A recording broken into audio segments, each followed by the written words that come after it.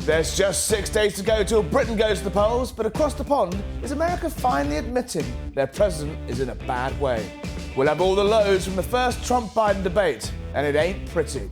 And, given it's a Friday and it's been a very long week, what does your choice of booze say about how you're going to vote on July the 4th? I'm Harry Cole, this is Never Mind The Ballots, Election Countdown. Don't forget to subscribe, youtube.com/@sunelection. Now, as if you weren't sick enough already of debates and elections on this side of the pond, America have decided to get on the act early. Trump and Biden went head-to-head for the first time last night, and it wasn't pretty. But before we see some clips from that, I want to show you a clip from Never Mind The Ballots just 2 Fridays ago. Frankly, Jack, I'm going to ruin my story for the paper tomorrow by telling it to Never Mind The Ballots. But my sources, diplomatic sources here, people I've been speaking to, say it's the worst they've ever seen Joe Biden. Wow. And he's in a bad way, and he's losing focus in meetings. Sometimes he's very sharp, sometimes he's very much not. So some worrying developments there, and an exclusive news story to Never Mind The Ballots. So Joe Biden at the G7, as we reported exclusively on this show, was in a bad way then. The White House were not happy. Joe Biden's Democratic defenders were on Twitter saying this was all a smear and their guy was totally fine. Now, let's see totally fine Joe Biden last night in the debate. People coming across the border illegally, it's better than when he left office. And I'm going to continue to move until we get the total ban on the total initiative relative to what we're going to do with more Border Patrol and more asylum officers. President Trump? I really don't know what he said at the end of that sentence. Right, totally fine, Joe Biden. Frankly, it appears to the world that they can't hide it anymore. The president is in an terrible, terrible place. Let's see another clip. With the COVID, with dealing with everything we have to do with, look, if we finally beat Medicare. Thank you, President. Hate to say I told you so, but I wrote in The Sun a couple of weeks ago, we need to talk about Joe Biden. And frankly, if we're not doing that now, then when will we? There's movements already tonight, an overnight in America and this morning as the world wakes up to start scrubbing up on those rules for the Democratic National Convention on can they replace the candidate this late in the game. And one thing is clear, former President Trump will be going for Biden's jugular. Take a look. He wants open borders. He wants our country to either be destroyed or he wants to pick up those people as voters. And I don't think we just can't let it happen. If he wins this election, our country doesn't have a chance, not even a chance. Now, even some of Joe Biden's former defenders this morning are out saying something must be done. People around former President former President Obama particularly are saying this is not a good place. Joining me this morning in the studio, Luke Trill from More in Common, a friend of the show. You're back, no biscuits this time. We're going to talk about booze in a moment, Luke, but let's just reflect on what we saw overnight in America. Total car crash, right? Absolutely. It was about as bad as it could have gone for Joe Biden because it reinforced what voters' number one concern about the president is, that he's too old, he's not as sharp as he was, and to be quite frank, lots of them think he might not last a full term. The remarkable difference, if you look at the clips from the 2020 debates, to where he is now, it's almost like they've sort of run out of road. All he had to do was get through last night without doing that, and he might have had a fighting chance to. But it feels to me like they've tried to hide it for a long time, and they can't hide it anymore, right? Well, the presidential campaign, the US presidential campaign, is the biggest spotlight in the world. You just can't hide from that. And of course, in any other circumstance, you had former President Trump on stage having to deny he had sex with a porn star, a convicted criminal. This should be an open goal for the Democrats. But unfortunately, if anything, that debate just made it more likely Trump wins the White House. And as you say, there are going to be those conversations now about how to get Biden off the ballot. So, I mean, with lame ducks, president, he is still going to be president till January of 2025. The earlier he sort of, he basically rules himself out, he becomes a lame duck president, unable to do anything. Do you think perhaps that secretly there's been a plan to replace Joe Biden and get someone else in at the convention in August and actually they're just going to wait till then to do it and do it quickly and do it brutally? Or is there an element of panic because everyone was kind of hedging and waiting to see would he be able to get through last night? Everything you hear about Joe Biden is quite stubborn, that he wanted to go through with this race. But I think the challenge for Democrats is going to be deciding who else it might be, because we know Gavin that Newsom is the name that keeps doing the rounds. He was walking around the spin room like a Cheshire cat, a cynic might say last night. You see what you say, but then you can have the difficult conversation with Kamala Harris, the vice president, about saying to her, it's not going to be you, which is going to be tricky, but I don't think it can be her because her ratings are down in the gutter as well. So a split convention, it's going to be messy, only plays into Donald Trump's hands, right? Well, absolutely. And the interesting thing is last night, I think the Democrats scored another own goal by allowing the microphones to be silenced during the debate. But this was a debate, basically initiated and called for by Joe Biden. The earliest debate we've had in the electoral cycle in history. The rules were designed to shut Donald Trump up. He was literally, as you say, he was muted, and he still couldn't land a blow. Well, he was muted, but it also meant that Donald Trump came across better because you didn't get that Donald Trump going. Almost played it again. It was the best possible outcome for Donald Trump last night, and the Democrats set that up. Wow. Stay there, Luke. We're going to have, well, it's a little bit early, but we might have a drink. Don't go away. And now it's time for boozy ballots. I presume it's 5 o'clock somewhere. When it comes to UK voting intentions, you can tell a lot, apparently, by people's choice of drink. From shandy-sipping reformers to craft beer socialist dads, the ballot box is diverse as the pub menu. According to More in Common UK, they've got a poll out. Luke Toole's here. We've done biscuits, Luke. Talk us through booze. Yeah, so biscuits, we had some quite big differences amongst biscuit types and party support. Well, it's actually even bigger when it comes to booze and some quite clear preferences amongst party supporters. And just to set the scene, this was a poll where Labour were 14 points ahead overall. Right. So Labour on 39%, Tories on 25%, Reform on 14%. So let's see how that differs with the different drinks. So, what is the most Tory drink? It is Sherry. Sherry and, indeed, white wine.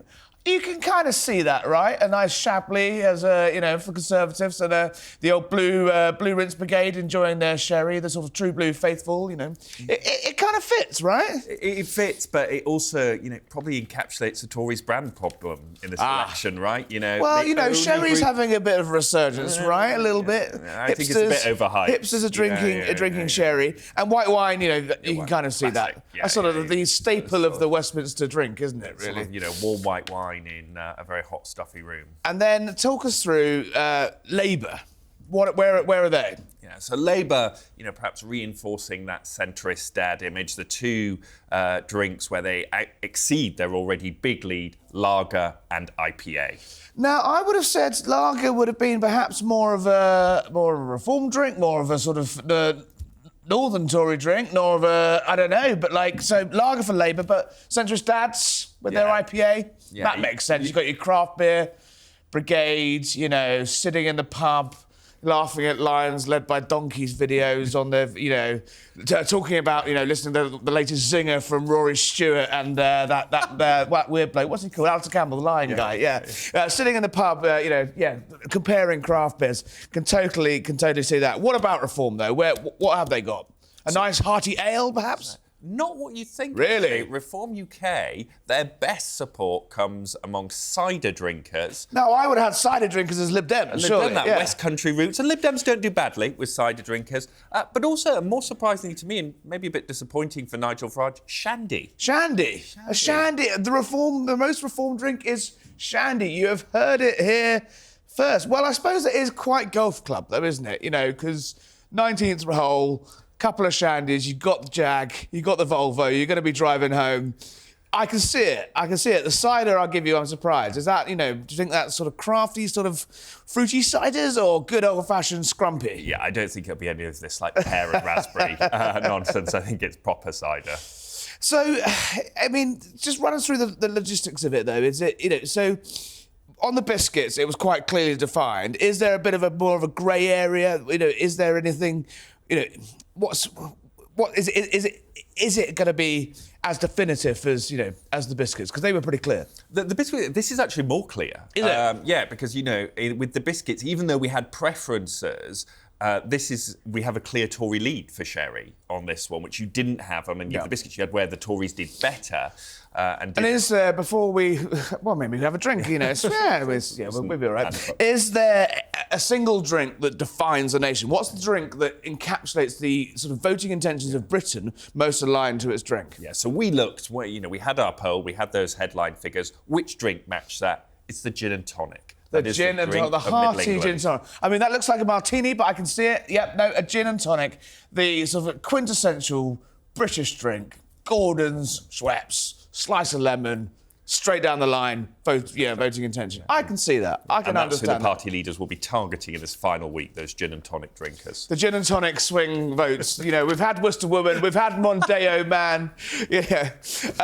Luke, just before you go, I've written this morning in The Sun about Keir Starmer. And actually, his polling ratings for a man that is clearly about to win the election aren't great. He's going into this. I know it's a rival polling company to your own, but Ipsos Mori have got him on -19 with a 52% disapproval rating. That's a big ask for him to be able to unite the country, right? Should he dance down Downing Street in just 6 days' time? It is a big ask, and it's interesting. He's going to come in, based on the Ipsos polling, as the most unpopular leader of the opposition to become Prime Minister in recent times. He has definitely had a bit of an approval uptick throughout the campaign. Yeah. It's still not great, but I think the big challenge he's going to have is there are very low expectations for a Labour government. And I suppose that could be a good thing. Yeah. He exceeds them quite quickly. But we also know that the public don't give him long to turn things around. He could get He's very on probation. Very, very quickly. There were very low estimations for Joe Biden last night in the debate, and he managed to miss those. So Keir will be hoping it goes a little better for him. Luke, thank you. Get some sleep. 6 days to go. I imagine you're polling everything within an inch of his life. You can have a gin and tonic anyway, but for coming in. But thank you very much, Luke. Right, more in a moment. We've got the man of the moment. Now, in the final debate between Keir Starmer and Rishi Sunak on the BBC the other day, one man stood out. It was not either of the ones on the stage, though. It was Robert in the audience. And Robert joins us now. Robert Blackstone, lifelong Tory voter. You've become a bit of a star, Robert. What happened? Had you just had enough? Well, to be honest with you, it wasn't really my intention to become a star. I'm just an ordinary guy asking what I thought to be an ordinary question that everybody wanted to know the answer to. And all of a sudden, it seems to have gone a bit viral. And I don't really know why. Well, Robert, let's just watch your questions for those that missed the debate. Mr. Sunak, I think you made a fair job of being Chancellor, but you're a pretty mediocre Prime Minister. Sir Keir, I think that your strings are being pulled by very senior members of the Labour Party. Are you two really the best we've got to be the next Prime Minister of our great country? Well, Robert, ever since then, I imagine you've been inundated with, media appearances like this. But what was it about Rishi Sunak that you've sort of slightly been frustrated by in power? Well, as I said in my question, I thought under the circumstances, he made quite a good job of being Chancellor, because it was a very difficult time for the country, and obviously something that we'd never ever been in before. So, there was no script to run to. So, as I say, I think he probably did quite well there. But since then, he's been in charge of the Conservatives, who have, by their own admissions, sort of imploded, haven't they? They've pressed the self-destruct button. And who do you sort of point that to? Sort of getting rid of Boris Johnson, or the Liz Truss blip, or what? Or just all the infighting? Well, I think all the infighting, and I think the fact that the way they got rid of Boris as well. I don't think that was done particularly well. And then, I mean, he's obviously taken some bad advice regarding leaving the D-Day commemorations. it probably wasn't his decision to come away from that. Probably somebody advised him to do that, and so that hasn't gone down particularly well with the voters. And so really that was, and I mean, obviously there's other bits and pieces that like the Rwanda plan that he says that it's working and the people in Calais don't want to come because they're frightened of being sent to Rwanda. But unfortunately, these poor souls seem to be still crossing the channel at their peril. And what about the other guy, Keir Starmer? You said someone's pulling his strings. Who's that? Angie Rayner, is it? Well, I think it goes back further than that, to be honest with you. I think there's Tony Blair sitting in the background there. There's Mandelson. And then there's the two very strong ladies that are the power behind the throne. So, I think that's where he's been told what to say. And what are you going to do? You said you're a lifelong Tory voter. You don't think the Tories are up to it. What about reform? Well, I was actually seriously thinking about reform, but unfortunately, Mr. Farage has sort of put me off a little bit by what he said about Putin. So, to be honest with you, I'm really very, very undecided at the moment. And what are you going to do? Go into the ballot box and make your mind up at the last minute? Well, probably on the way to the polling station, yes. I think you speak for a fair few people there. There's plenty of undecided voters. Listen, Robert, thanks for joining us. Great to see you. Thank you for having me. And I hope you make your mind up eventually. Listen, thank you very much. Thanks, Ted. Take care.